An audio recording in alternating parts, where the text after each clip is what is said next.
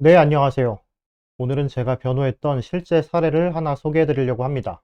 이 사건은 강간죄로 고소당한 사건이고, 경찰 조사만 받고 불송치 처분으로 종결된 사건입니다. 여기서 불송치가 뭐냐? 우리가 수사 단계에서 무혐의 처분을 받을 수 있는 기회는 두 번 있습니다. 경찰 단계에서 불송치, 그리고 검찰 단계에서 불기소. 이렇게 두 번입니다. 불송치라는 건 검찰로 가기 전에 경찰에서 무혐의로 종결한다는 뜻입니다. 조사받은 피의자 입장에선 제일 좋은 처분이죠. 자, 그러면은 이런 불송치, 불기소 이런 수사 단계가 진행되기 위해서 그 기초는 뭐죠? 수사가 개시돼야 됩니다. 고소장, 고소장이 경찰서에 접수되면 수사가 개시됩니다. 자, 그럼 실제 사건으로 돌아와서 고소장을 보겠습니다. 이 고소장을 보면은 경찰에서 일부 정보를 가리고 줍니다. 그리고 제가 여러분들께 보여드리는 건 거기서 한 번 더 가린 겁니다. 문제가 될 수 있는 정보는 다 가렸습니다.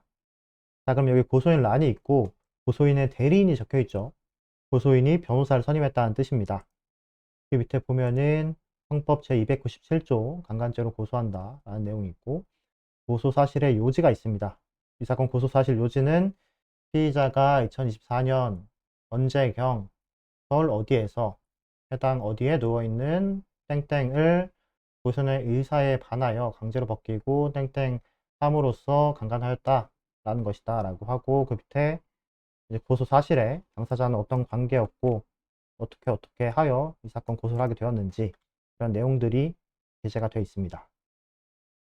여기서 제일 중요한 거는 증거 자료겠죠. 근데 보면은 고소인이 증거 자료를 증제 1호증부터 증제 12호증까지 총 12개를 제출했습니다. 근데 우리는 이 증거가 어떤 건지 알 수가 없습니다. 아마 뭐 사건 이전부터 이후의 대화 내역이나 병원 감기에 있으면은 병원 기록, 고소인이 본인한테 유리하다고 생각하는 자료를 제출했을 겁니다.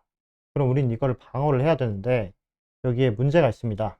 우리가 이 증거 자료가 뭔지 모르는 상태로 방어를 해야 됩니다. 그럼 이제 어떻게 하냐? 우리는 이 정보가 뭔지 수정을 해야 됩니다. 우리가 조사를 받으러 가면은 경찰서에서 수사관이 질문을 합니다. 그럼 그 질문을 통해서 힌트를 얻을 수가 있습니다. 예를 들어서 수사관이 피의자분 고소인이랑 별로 안 친하죠? 라고 질문을 한다면 왜 그렇게 물어봤을까요? 고소인이 저는 피의자와 친한 관계도 아니었고 그날 스킨십을 할 생각도 전혀 없었습니다. 뭐 이런 취지로 고소인이 진술을 했으니까 그 결과로 수사관이 우리한테 고소인과 별로 안 친하죠? 이런 질문을 하게 되는 겁니다. 그러면 우리는 고소를 당해서 조사를 받는 동시에 수사관이 하는 말을 통해서 고소인이 어떤 진술을 했고 어떤 증거를 제출했는지 상대방의 무기를 알아내야 됩니다. 조사를 받으면서. 그래서 경찰에서 조사를 받을 때 변호사가 옆에 앉아서 그거를 하고 있는 겁니다. 물론 나중에 조사를 받고 나서 피의자 신문조서를 열람할 수는 있습니다. 그런데 거기 수사관이 한 말이 다 적혀 있는 게 아닙니다. 그래서 옆에서 조사받는 의뢰인 조력하면서 고소인이 어떤 진술을 했을까? 증거가 뭐가 있을까? 수사관이 중요하게 생각하는 게 뭔가?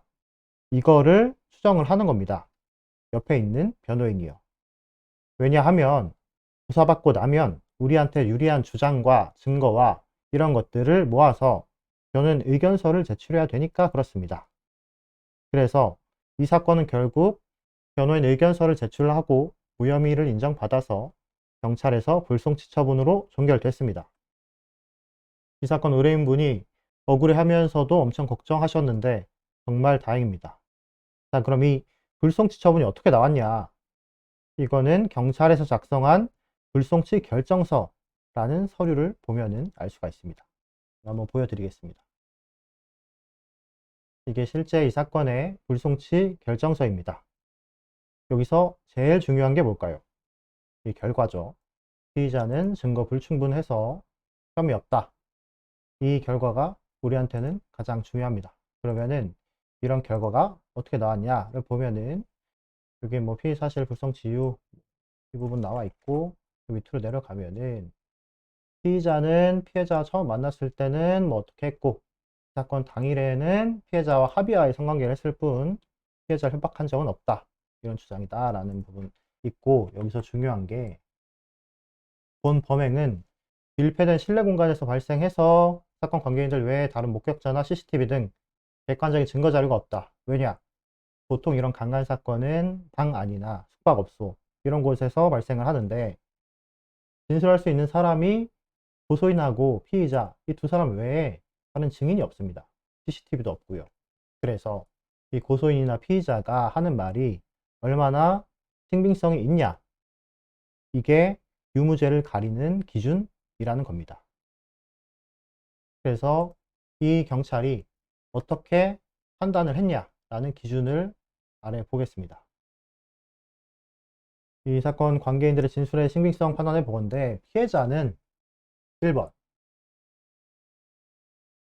처음에 피의자와 어떻게 해서 뭐 만나기 시작했다 이런 내용인 것 같죠. 그리고 2번, 피의자와 사건 당일 이전까지는 어떤 행동이 없었다 라는 주장입니다.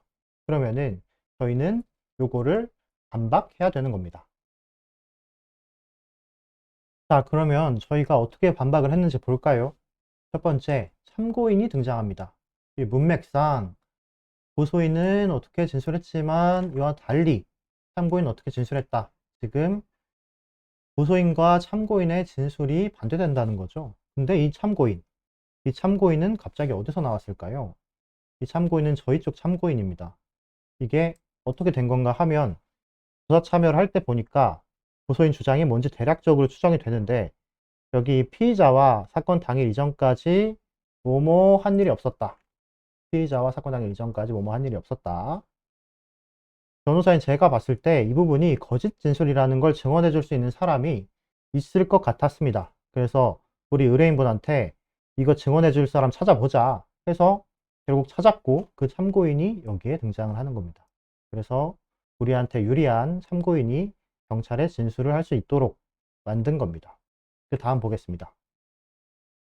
피의자가 제출한 카카오톡 대화 내역을 보면은 피해자는 피의자를 처음 만난 뭐뭐뭐뭐에 뭐뭐뭐뭐 한 사실이 인정된다 라고 써 있습니다. 그러니까 고소인이 우리 의뢰인을 만났을 때, 처음 만났을 때 무언가 어떤 행동을 한 사실이 있다라는 거죠. 여기 보면은 피해자는 처음 만났을 때 뭐뭐뭐 하기 시작했다라는 건데, 우리는 사실은 처음 만났을 때 그게 아니고 다른 행동이 있었다라는 걸 주장한 겁니다. 그래서 그걸 입증하기 위해서 카카오톡 대화 내역을 제출한 거죠. 그 다음 보겠습니다. 피의자 측 변호인이 제출한 의견서를 보면은 피해자가 뭐뭐한 사실 역시 인정된다 라고 있죠. 이게 뭐냐면은 고소인 주장 중에 당시 객관적인 상황에 들어맞지 않는 내용이 있었어요. 그래서 이걸 변호인 의견서를 제출해서 꼬집은 겁니다. 고소인이 거짓말을 하고 있다. 그래서 결과적으로는 뭐죠?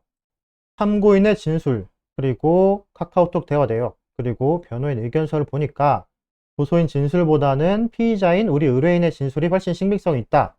다르게 말하면 믿을만하다 라는 결론으로 경찰에서 불송치 처분을 하게 된 겁니다. 이게 지금 우리가 사건이 끝나고 나서 불송치 결정서를 통해서 보니까 고소인이 이렇게 말하고 있으니까 우리는 이렇게 대응하면 되겠네 라고 당연하게 대응을 한 것 같지만, 실제로 변호사 없이 혼자 조사를 받아보면 상대방의 진술이나 증거를 예상하면서 제대로 대응을 하기가 어렵습니다. 자, 그래서 이 사건은 이렇게 잘 끝났고, 현재 이 사건은 고소인을 무고죄로 고소할 예정입니다. 네, 이렇게 해서 실제 변호했던 사례를 통해 도대체 형사사건이 어떻게 진행되고 변호사의 역할이 무엇인지에 대해서 설명을 드렸습니다. 그러면 오늘 영상 마치기 전에 말씀드렸던 부분 중에서 중요한 부분 짧게 정리하겠습니다. 첫 번째, 조사받으러 가기 전에 고소장 확인해야 된다. 두 번째, 피의자 신문 준비를 철저히 해야 된다. 세 번째, 조사를 받을 때 변호사의 참여가 중요하다. 네 번째, 변호인 의견서 제출해야 된다.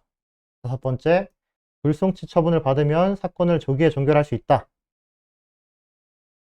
여러분들께서 경찰서에서 전화를 받으셨다면 언제든지 상담을 요청 주시기 바랍니다. 제가 앞으로도 여러분들께서 궁금하신 법률 정보를 알려드리겠습니다. 구독과 좋아요, 알림 설정 부탁드립니다. 변호사 비밀수첩이었습니다.